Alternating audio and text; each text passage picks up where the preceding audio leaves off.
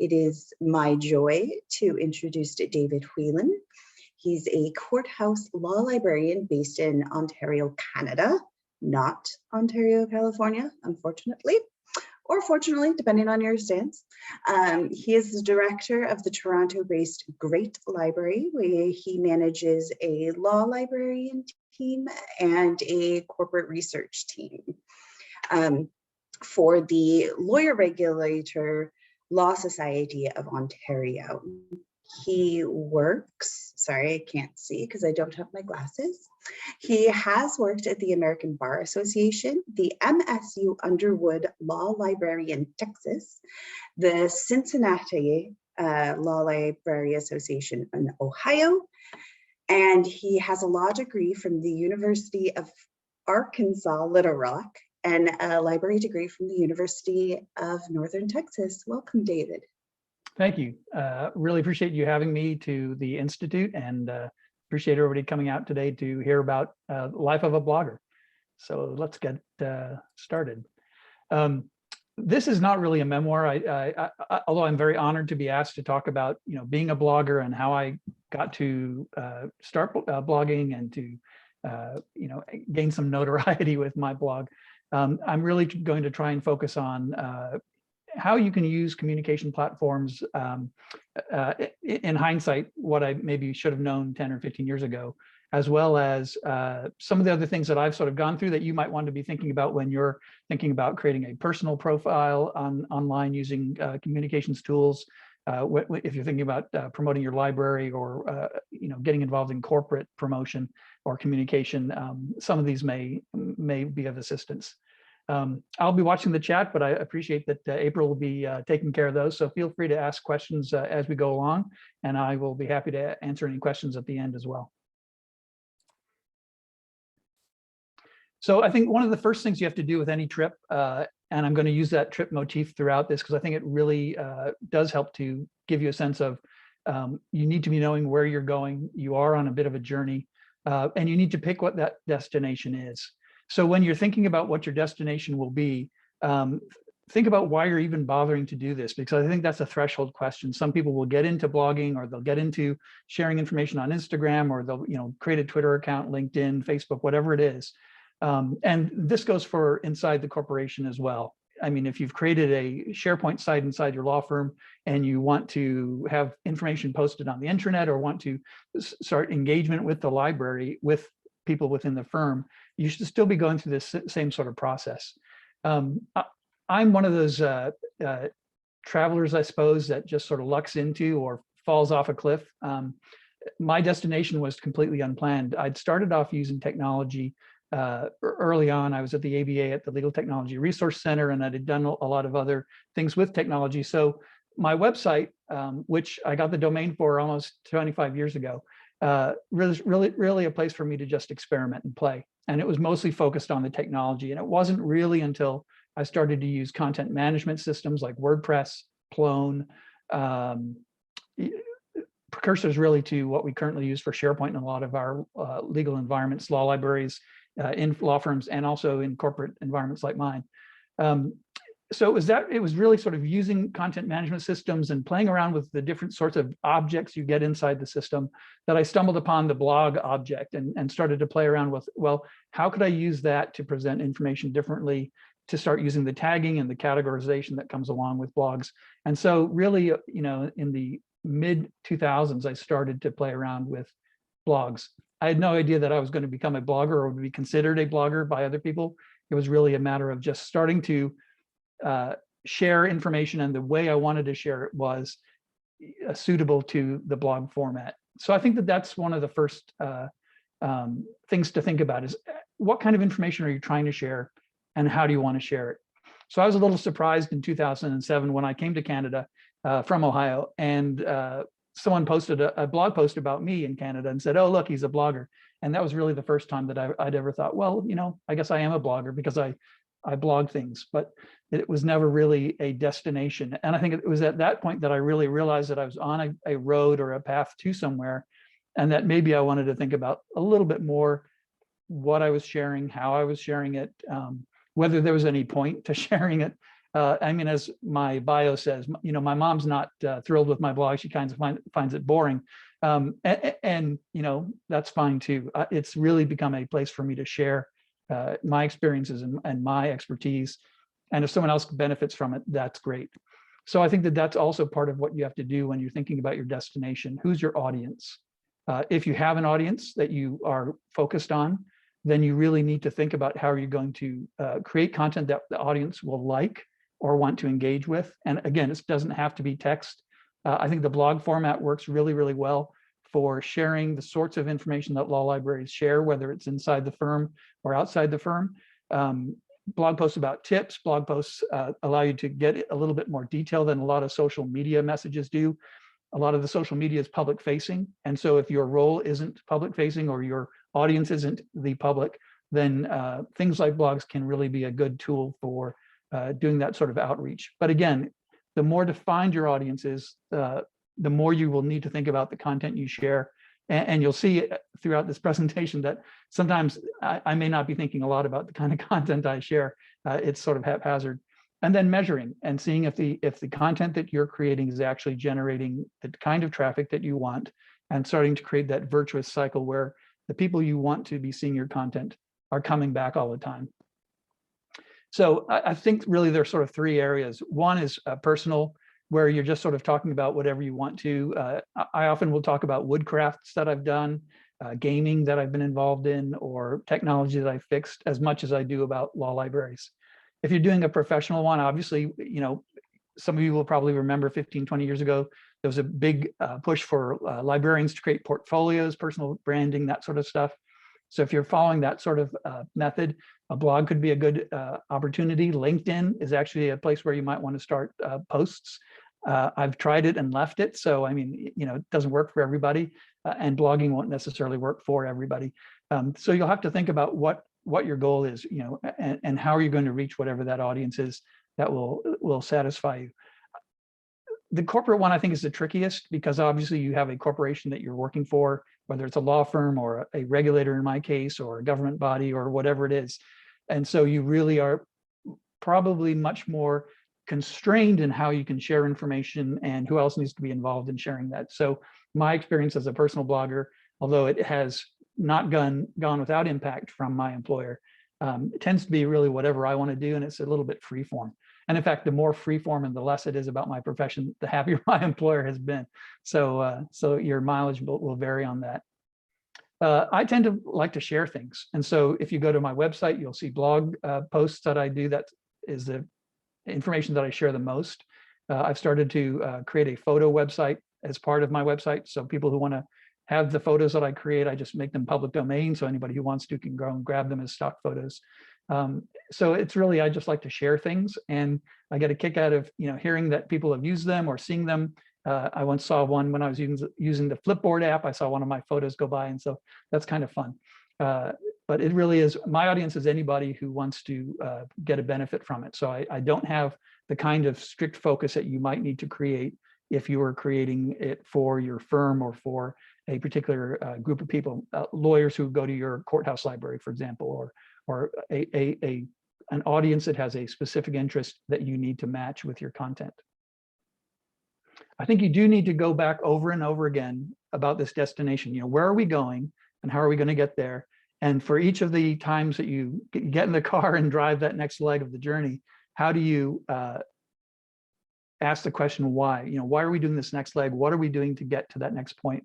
And I'll give you an example. We had, I was speaking to a law library colleague, and they were thinking about doing some blog posts for their law library blog during the pandemic, because one of the things obviously that we can't do now is interface with the public or the licensees, in our case, the people we regulate, in the same way that we used to, face to face. And there was a sense of, well, maybe we can introduce the staff to people who would normally come into the library by doing blog posts, essentially a highlight about each person. And, you know, I think the idea is fine, but then you have to sort of pick at it a little bit more. Why are we doing that? What's the purpose of that?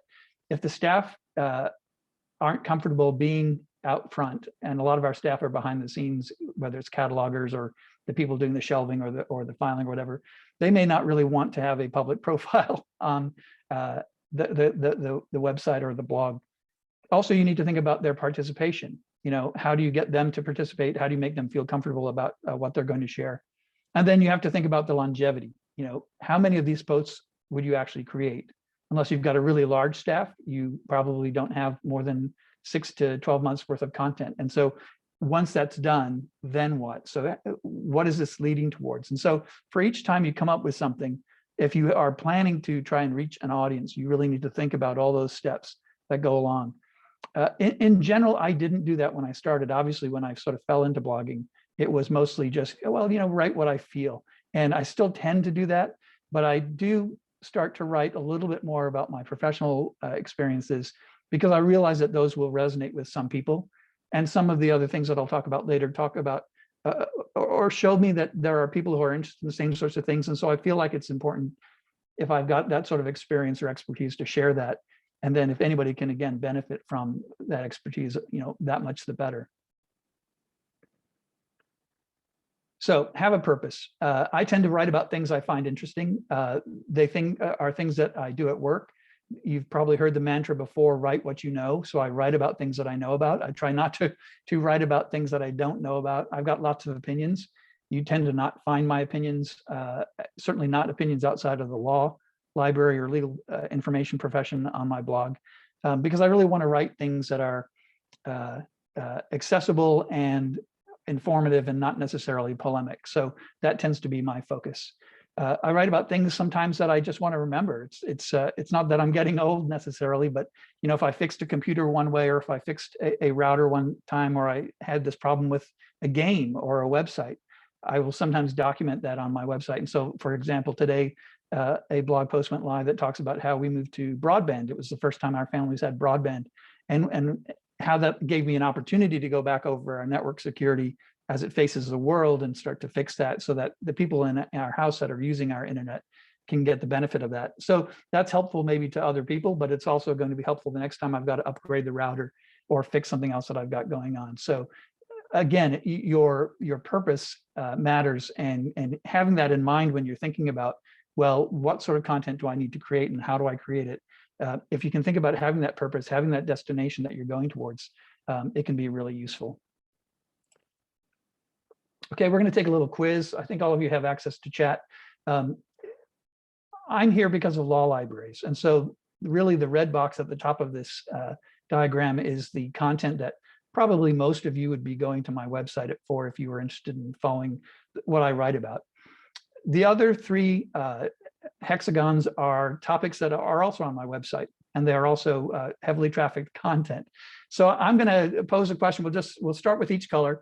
And as I say the color, just type the color if you agree that that's the most popular content that a visitor would see on my blog. Like the most people come to see that sort of content on my blog. So how many people believe it's red? Just type red into the chat box.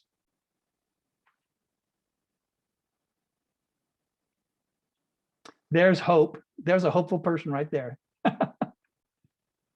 Okay, how many for blue, the Irish dance stage, how to build an Irish dance stage?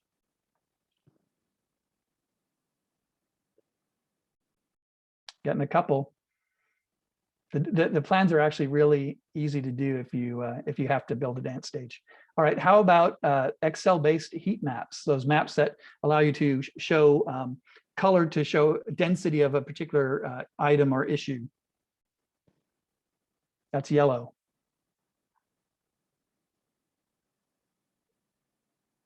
No takers. All right, what about fixing stuck RPG games? If you're stuck doing Dragon Age Origins or Middle Earth Total War, I've got fixes on my website about that. Oh, a lot of gamers. Oh, good. Well, it's funny because this actually is curious about how I tend to write content, because law library funding isn't the most common thing that isn't the most visited content that I create. It's actually the Excel-based heat maps, yellow. And I think part of that is that a lot of what I write is how to. How do you do this? How did I do this? And then I write out the steps that I've done. And so even though that's really what comes through in a lot of the law library related content I write, it also comes through in wood crafting and other technical issues.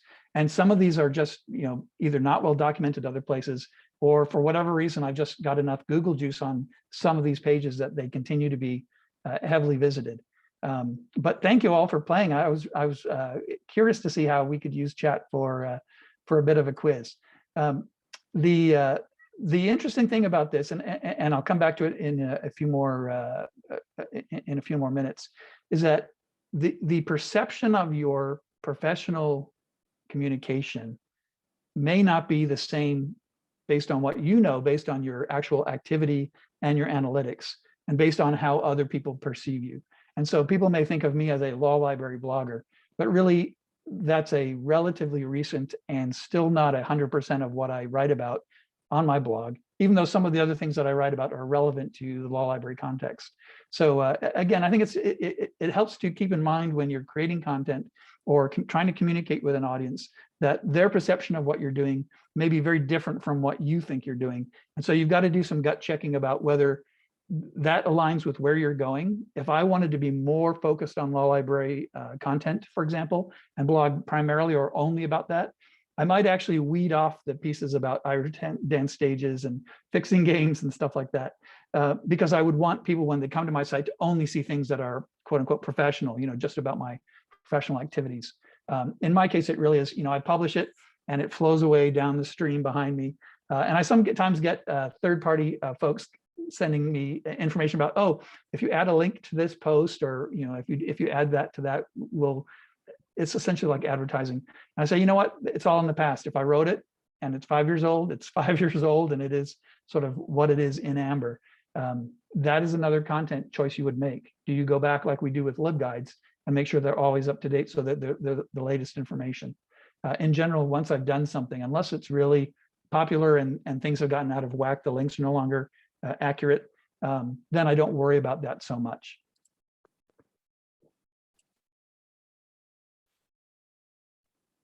Okay, so your purpose. The way you can handle purpose is thinking about what you're doing and why. And I talked a little bit about how you need to think about what each subcomponent is. If you've got the staff who are, if you've got the sort of the staff highlight, why are you doing that? Who are you trying to reach? What is the purpose of that? How is that going to engage people so that they start to come back? I think without a purpose, you're a little bit like a car with no tires, and you can't go very far on any sort of trip that way. So have that purpose and have that destination sorted out. One of the things you can do to help you to create that purpose, or create a framework for the purpose, really, is to create an editorial calendar. And the editorial calendar will create prompts then for you, and especially if you're doing it with staff, if this is an organizational or team-based sort of communication, the editorial content or calendar will give you an opportunity to schedule out the content and let everybody know what's coming and who's responsible for it and the types of topics you're going to work on. I guess almost as importantly, for an individual or for a team, creating an editorial calendar creates deadlines, milestones that you can start to work towards. Because I think what you can do sometimes is spin up a communications effort, again, social media or a blog, some long or short, and you're really excited and enthused at the start, and then after a while you're just like, holy moly, this is just too much work to keep this going, and there's that feed the beast sort of approach. I think that is difficult. So an editorial calendar can help you to overcome some of that. I think the most important thing, though, no matter what you're doing, is enjoying yourself. If you are creating content just to create content, to create links, clicks, I think that you can become burned out on the content creation part of it and not really enjoying the fact that you're sharing things that you're sharing your expertise, whether it's sharing your photographs or sharing the thoughts that you have or your expertise as a librarian, whatever it is. I think you can become burned out. So really try and find something that you enjoy. I have gone backwards and forwards about, whether I should be tightening up my content and focusing. And in the end, inevitably, the list of items that I am wanting to write about or talk about includes something that's completely unrelated. And I'm like, should I, shouldn't I? And then I'm just, yeah, go ahead and do it because I think it's fun. And then, inevitably, it'll be something that gets popular for an unknown reason. One of the blog posts that's going, it's doing good traffic right now, is about using transparency and OBS Studio, which is a streaming video tool, which I'm using for this presentation. It allows you to do some really interesting things in a presentation mode that you can't do with just a screen share. So that's great. But I'm fascinated to know what all these people around the world are doing with that blog post and whether it's actually useful. But it's fun to see that the traffic is building for that post. I think one of the things you can also do as part of your purpose is to think about where you're trying to get and realize that you're not ready to get there yet. That's the strategy around the communications part. I don't know that I've done it very much about my personal work, but certainly at the law library, at the Great Library, it's been a piece of what I've been concerned about. And so I think 6 years ago, I registered or grabbed the Great Library handle on Twitter. No one was using it, surprisingly. And so I thought, well, you know what, we're probably going to eventually want to do that. And I don't know when, and we're not really in a point where we want to do it now. And then, you know, a pandemic rolls out and we need a new way to communicate with people on a regular basis in small chunks and send them back to our website. And so that having the Twitter handle handy was great. So that's the sort of thing, you know, just sort of think about where you're going. And sometimes, you know, it's just like being on a family trip. You need to find where the bathroom stops are or where you're going to stop for food or a hotel.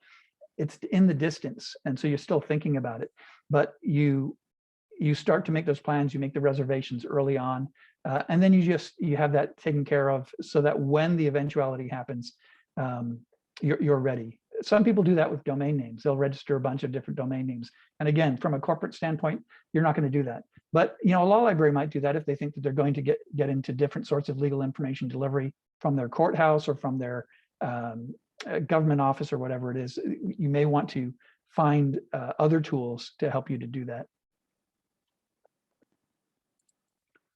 If you don't know where you're going, you're probably going to run into dead ends, directionless sort of driving around.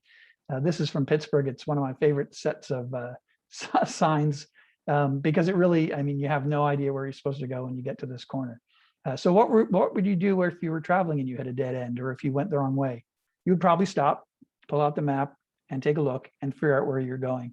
And I think that the important thing when you're doing communication, or in my case with blogging, I was starting down one path. I was heading towards a lot of writing about technology and just sort of random things. And then a couple of other events happened and it made me rethink how I wanted to communicate.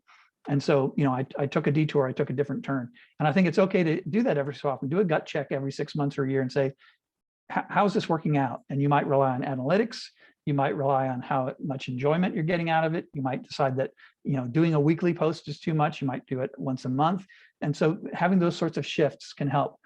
It'll help you to know whether you have arrived or not.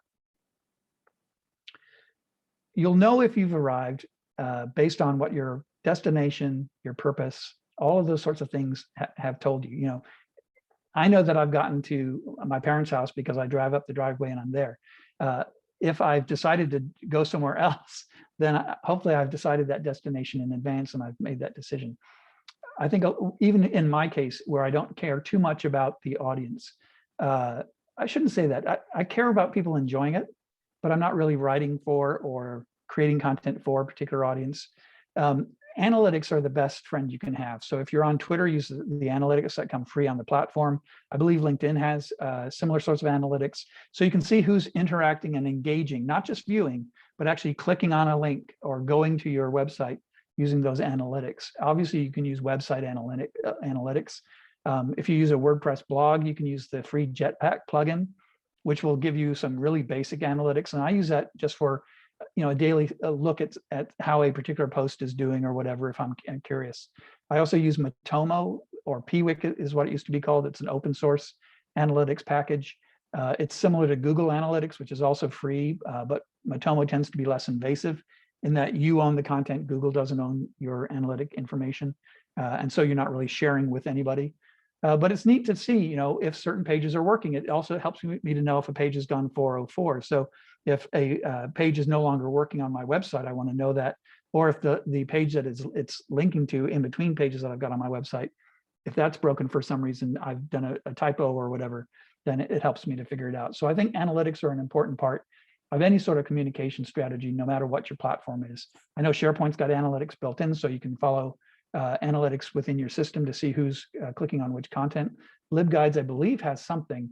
And if not, I believe you can also embed something like a Matomo tracking JavaScript so that you'd be able to follow that. But I think measuring is important, particularly if it's going to be a business purpose, or if you're measuring your resources, you'll want to know about how your work is actually being perceived.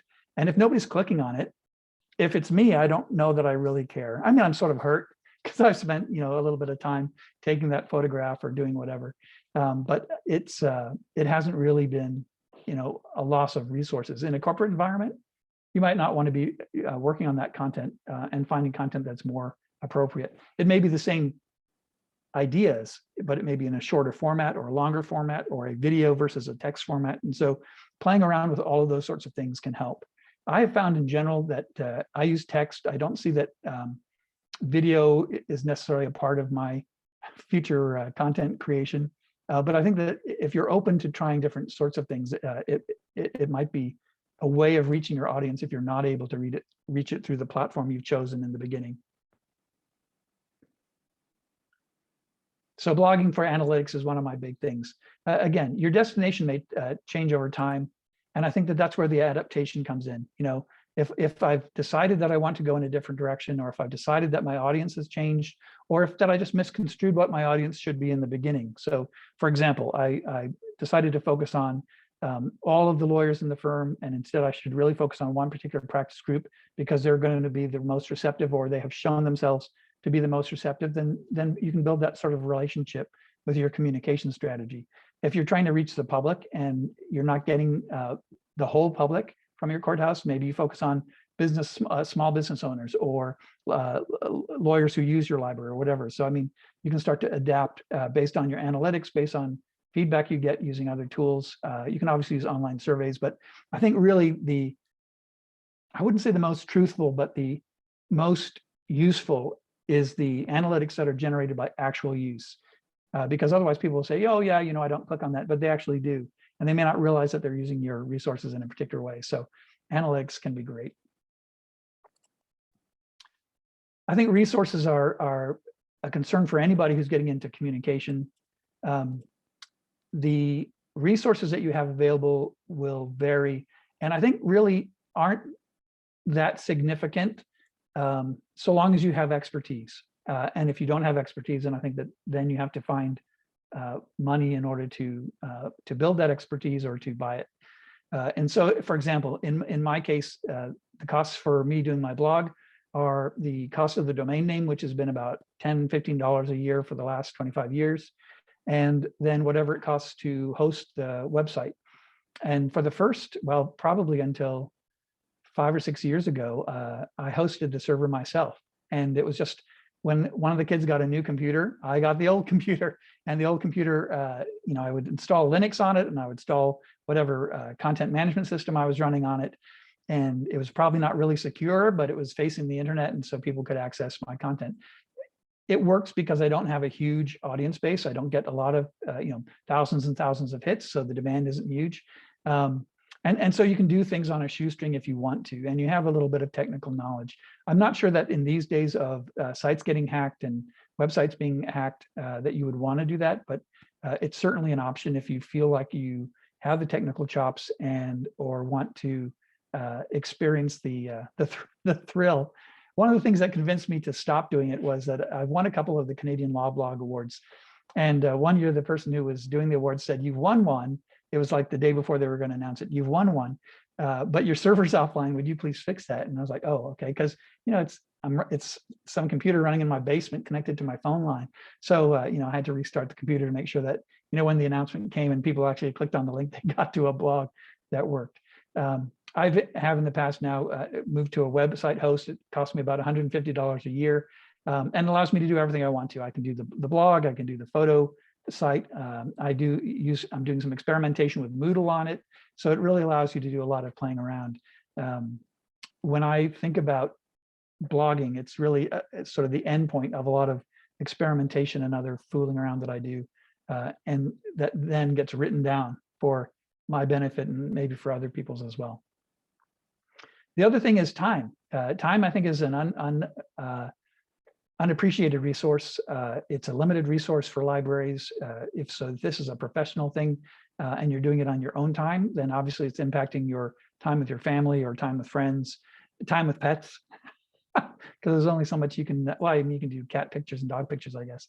But so, I mean, there's a time commitment, and inside a firm or inside a library in a courthouse like mine, it's time away from the reference desk. It's time away from cataloging. So the more that you have people involved with that, you need to consider what that sort of time commitment is. And again, something I've heard from law libraries in the past is, we're going to publish content on a weekly basis or a bi-weekly basis or whatever. I think getting that right really helps you to figure out what works for you so that you don't burn out on doing the communication that really should be fun and hopefully useful to the people you're trying to reach. And it also, there's no reason to start up and do lots of content right away. Figuring out what your pacing is really useful. I think one of the things that's helped me the most is leveraging the technology. And I'm not going to talk a lot about technology today, but I think leveraging whatever technology you have can really be helpful. If you're on Twitter, use TweetDeck or something like that, so you can schedule your tweets so that they go out when you want them to. So you don't have to be on Twitter at the same time that you want that post to go live. In my case, I use WordPress and I schedule all of my posts.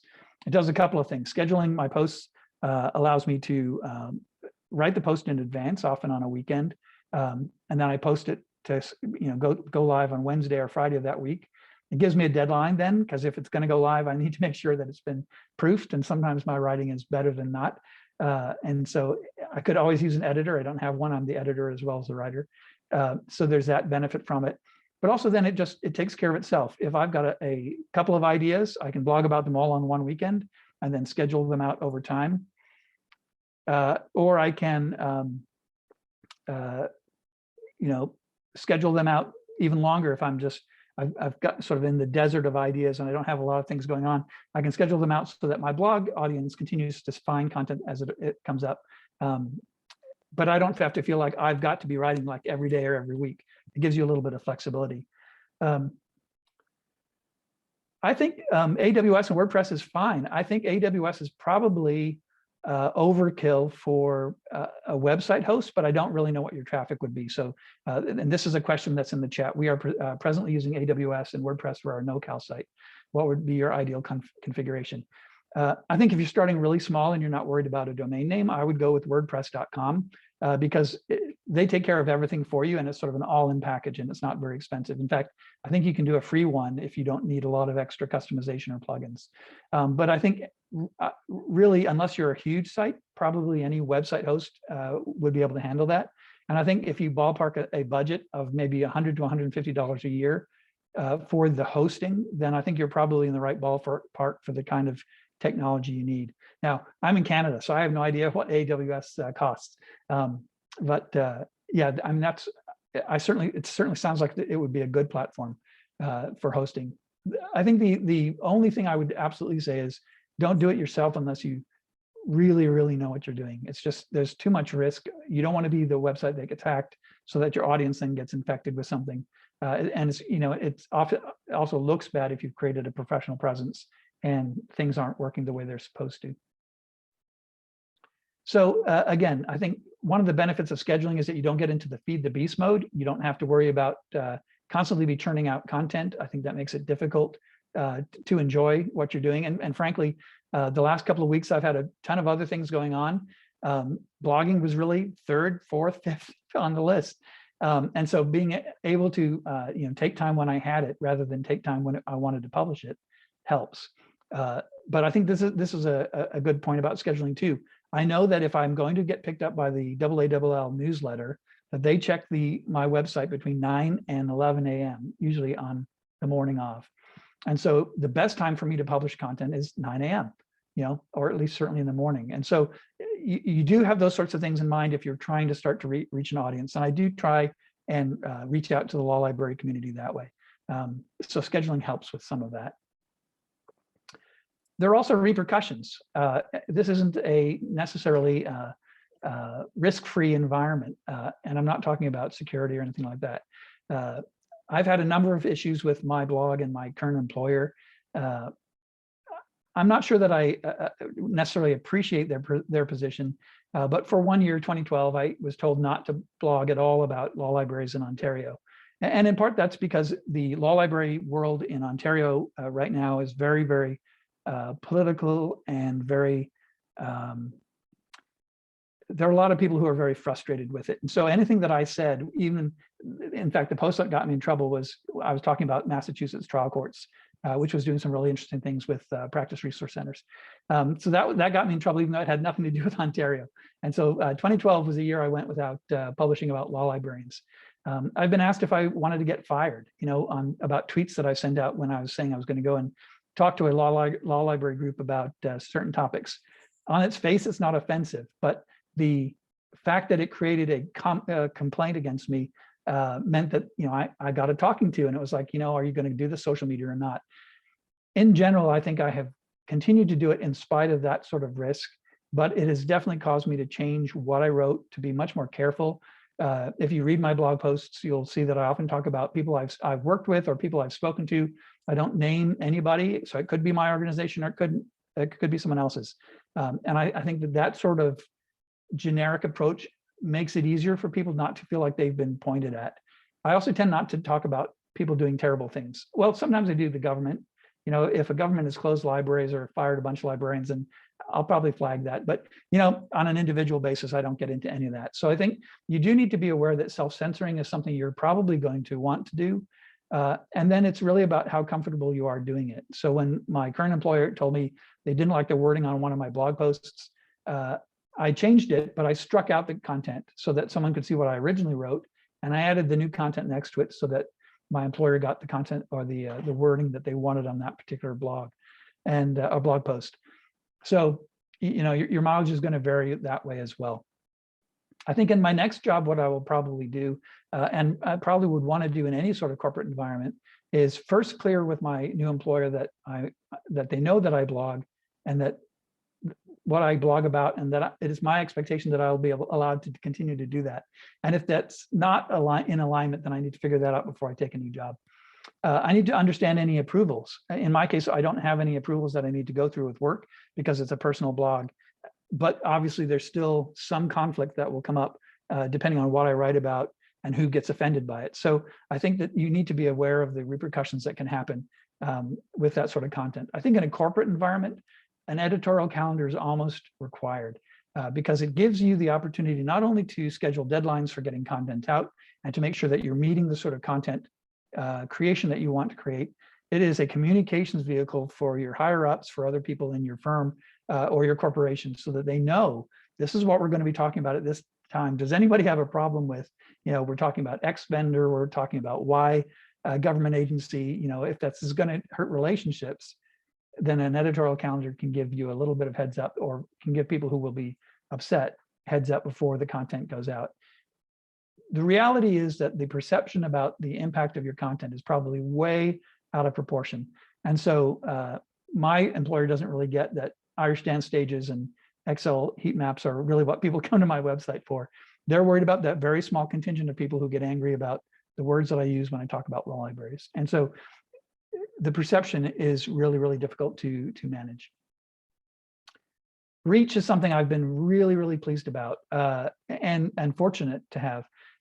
You may have heard about Know It All. It's the AALL email daily that comes out. And I've been fortunate enough to be included in that a lot more frequently than I probably deserve. I don't know how that happened. I think someday someone from AALL found my blog, probably had a Google alert like I do for law libraries, and it popped up and they came and they included it and they just kept coming back. And so, I've been included about 200 times. And so that's super. It has two impacts though. It does impact my writing, because I do think about now the law library world and the likelihood that someone at AALL would say, oh, no, we could include that because that's sort of law library related or adjacent. And then when I get feedback, if law librarians comment or they do other interactivity, I more often will get emails behind the scenes than public comments. And that's fun too, because you get to have interactions with people you never would have interacted with before. And you're really doing something that you're enjoying for the heck of it. I've also tried LexBlog. You may have heard of lexblog.com. It's a legal blog network, I think is what they call themselves.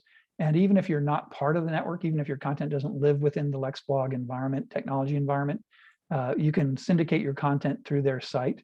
Currently, I'm the only law library blog on there, so anybody who wants to join me, I think that'd be great. I'm not really sure that is worth it. I can't get any analytics from them. I've asked, and I just sort of don't get any response. So I'm not sure why that is. So I don't really know that a lot of people use it. I do occasionally get people clicking through from LexBlog, so I know that they've arrived at my website having looked at the law library content on that channel. But yeah, the syndication I'm not really sure about. Also, recently a German company scraped a lot of the content from LexBlog, and so I'm finding my content now unattributed on a German website. So one of the things about reach is it's great if the reach is an amplifier like Know It All, which is just really a link to your content and so on. When you're syndicating your content to another site like LexBlog, they take the entire content, and although they attribute it to you, it's the entire piece. So if someone steals that from them and doesn't attribute it, you sort of lost control of your content. And I'm not sure that I would do anything about that. But if you're taking a professional development or a corporate approach, those would probably be issues that you would be concerned about. In my case, it's sort of water off a duck's back. The rewards too, I think, are really good. Hearing from a colleague that they've enjoyed a blog post is just, it's wonderful. I've interacted with librarians I never knew before I'd started blogging, and that's been fun. A couple days ago, I got one from a librarian here in Canada who was like, "Oh, you know what? You really need to talk about this topic." And I was like, "Well, I've already talked about that a couple of times. Here are the posts." And she wanted me to go back and essentially do another take on it. And I probably will, because I think it's an interesting topic. Why are ebooks so hard for us to deliver as law libraries when every lawyer can just use Overdrive at their public library to get the latest? Does Anne Rice still publish novels? Anyway, you get what I mean. So, the whole delivery, licensing, it's also different for law library information. And even between Canada and the US, you all have LexisNexis Overdrive if you want to deliver e-texts. We don't even have that. So we're absolutely relying on the publisher to help us get that done. So, having those sorts of inputs, having other people with ideas really helps. If you're on a team, obviously, you've got a lot of people who can think about it. If you're doing this solo, I think being open to other people talking to you about content is a great thing. You have some really good interactions. I think one of the most enjoyable things I've had was I was down visiting my daughter's university, and whenever I go to a university, I always go to their law library to see. It's sort of a busman's holiday. And the director didn't know me and was introducing me to one of the reference librarians and said, "Oh yeah, he writes for AALL," which I thought was funny because I don't really write for anybody, but that was the channel that he'd heard about me from. So it's a bit of a bump to be able to do it. I think if you're getting to your audience, if you're meeting your goals, in my case of sharing, then it can be a really rich way to do something professional, to do something technical, to do something that forces you to grow. You'll get better as you write. You'll get better as you take pictures. All of it, I think, it can be a really valuable way to become a better professional. And finally, the sweet analytics. I just love the analytics. Sometimes I'll sit down at dinner and I'll say, someone from Russia looked at this. Someone from Indonesia looked at that. I can see when people from the East Coast read the AALL newsletter and hit my site, and then slowly watch it go across to the West Coast and then out to Australia. So it's fun to see those sorts of progressions and really see that there are people from all over the world who are getting to your website, to your blog, and finding out information about what you're doing. But again, it's the analytics that keep me going. So I think with that, we're almost out of time. But if anybody has questions, happy to take them. This is as close as I can get to having a pet involved. That is an adorable pet. I don't know whose it is, but I adore it and I would love to hug it. Thank you so much, David. I actually have a couple of questions. I hope they're not too arduous. The first one would be, what is the favorite post that you've written? Wow, my favorite post. I think it was one that I wrote about creating a gamer dice box. And I think because I was so pleased that I'd done something a little bit complicated, I think that that was probably one of my, that's certainly one of my recent posts that I most like. Nice. Well, is there a post that just kind of shocked you in the fact of the engagement and the interactions that you got from it, that you're like, I did this kind of as an afterthought, and then all of a sudden it just kind of blew up? Often. Yeah, often. Often. And I think because I've never really gotten a good sense of that. I'm not sure how to get a good sense of that because you can't get it from the analytics. But some topics, either it's because of the way I phrase it, and I try not to do, clickbaity sort of phrasing or titles, but some of them just, it's like you write a post and you think, oh, that's pretty good. And, by noon or by 2 o'clock, you'll have 200 librarians who've looked at it and you're like, wow, that's surprising. That's not what I expected. And then you'll really think about it. You craft the next one and try and make it as good. 40 people show up. It could be the weather. You don't know. And so so I'm always a little bit surprised at the ones that take off. The one today is doing surprisingly good numbers for me because in general, the people who come to my blog in the law library world, if it's a technology related one, the numbers are always lower than if it's management related or collection development related or one of those things. Thank you. We do have a question, another question. What other law library blogs would you recommend? Wow, that's hard. I don't really follow any because I don't follow blogs so much as I follow alerts, like news alerts. I think if I were looking for blogs to follow, I would look for ones that have a lot of varied content, tips oriented, or things that would help me to be exposed to an area that I haven't got a lot of activity with myself. So, I mean, as a director, I don't do a ton of reference. Having reference skills exposed to me would be really good. I would look for blogs that have a bit of personality. And so you get those. I mean, I've seen academic law library blogs that are, they've got a lot of personality. I think the ones that I would avoid are ones that do a lot of new book updates. I'm not sure that I think of that as really useful content for a blog. And certainly from my perspective, unless I'm actively working in a content area that the new books reflect, or I'm adjacent to that library, it's not really useful. So I would look for things that are probably similar to the sorts of things that I write. Do you have an RSS reader that you use in concert with your alerts, or? I love RSS. I use the tiny RSS server. And in fact, again, that's one of the things that I run myself on my own website. And so it has both the ability to be an RSS reader. So I'll be reading our RSS feeds all the time on it. But if you are in a corporate environment and can get your IT folks to install it, it's open source, it's free.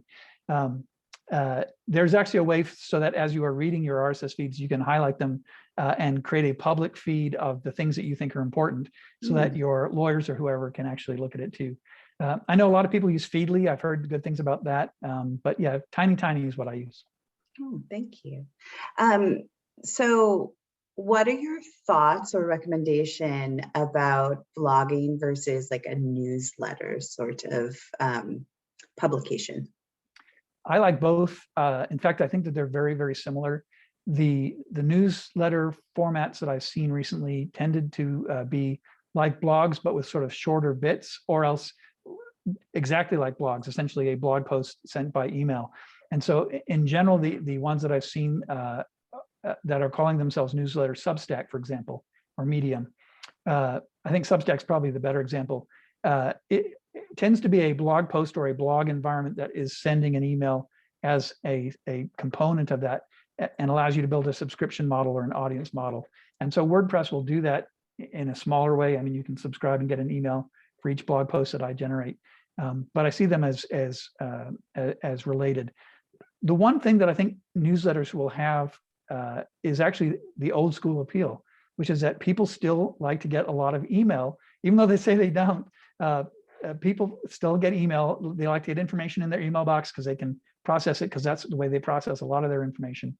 And I think newsletters will be very appealing for that, because you don't have to go out and find the blog. You don't have to use an RSS reader, which I think is still sort of inside baseball. I think they're great, but not everybody uses them. So I think the ability for newsletters to leverage email is going to be a huge thing. Thank you. The last question I had, keeping cognizant of time, is how much time do you put into a specific blog entry, or do you like outline it beforehand, or is it mostly free form, or your writing process within the blog itself? And do you ever just like either cut it off or continuation with the thought if it goes past your time frame that you were thinking that it would take? There are a lot of different perspectives on that. I think one of the common content creation perspectives is you shouldn't write long things. And so people tend to suggest writing to 450 or 500 words, and that's all the attention that you'll get for a post. I've tended to ignore that. And so my process tends to be coming up with an idea and just sort of random, whenever the idea hits me, I write it down. I use the Microsoft Sticky Notes app in Windows. And so I've just got a sticky note for blogs, blog posts, and I just list the topics as they come to me. And then when it gets to the weekend, I'm like, well, which one of these do I feel comfortable writing about now? Hopefully I've been thinking about it in the past. I think that's my process, which is not to attack it immediately, but to spend some time thinking about whether anybody would really care, whether I really care about the topic. And then when I get to it, I tend to just write. And so when I sit down to write a blog post, an hour later, sometimes 2 hours later, I'll have the blog post finished. And I think the only thing that I am not good at is the editorial control over it. And so 1,500 words, not a big deal to me. I mean, you just sort of, you pound out the words. I try not to do typos. I don't always get my grammar correct, but that tends to be the process. It's very easy in that there's an idea, there's a gap between the idea and the writing, so that I can think about it and sort of work through it. Sometimes even working through sentences in my head just to figure out whether I have any way to say it interestingly, and then writing, and then scheduling it to publish sometime in the next week or two. Well, thank you so much for your time. This has been fascinating, and just great. You're very entertaining and really engaging in your conversation. Thanks. Delia, do you have any comments you would like to make? No, just to thank David again. As he knows, I am a big fan of his posts. I really do enjoy them. And I do encourage everybody to visit his website, which I will not even try to pronounce. But if you just Google him, librarian, you'll be able to come across it. Or it shows I wasn't looking for an audience when I came up with that domain name. Yeah. As you mentioned, it also gets picked up by the Know It All newsletter, which is very often how I get reminded to go check his website and catch up. I want to thank everybody for joining us. This is our last session of the day. A reminder that at 6 o'clock is our social hour, and it is a fantastic show. We're not talking about low-end magicians with, funky capes and no, this is like super state-of-the-art. I have seen the show. I had to book them for us because I want everybody to watch what Andrew does. So join us at 6 o'clock. Please note that that is not the same link as we use for our sessions. It is a different a different Zoom link. It was sent out to all registrants. If you have not received it, email me, vicepresident@nocal.org, and I will send you the information so you can join us this evening. It's from 6 to about 7 o'clock.